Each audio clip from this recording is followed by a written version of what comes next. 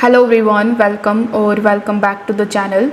If you are on Tumblr and you want to customize your blog by changing the background color or image, you are in the right place.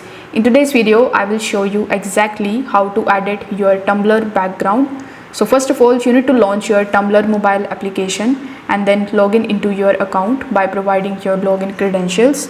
Then you need to tap on your profile icon in the bottom right hand corner of the screen. Once you are on this page, on the top you will see 5 different icons. So you need to tap on this paint type of icon and you will be landed on the edit appearance page. Over here you will see the background option, so tap on the background option and from the given colors you can select your favorite colors just like so.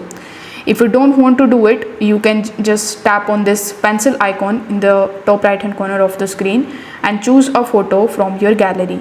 So tap on the option of choose a photo and tap on the allow option. Then it will open the gallery in front of you and from there you need to just open your image that you want to add as a background.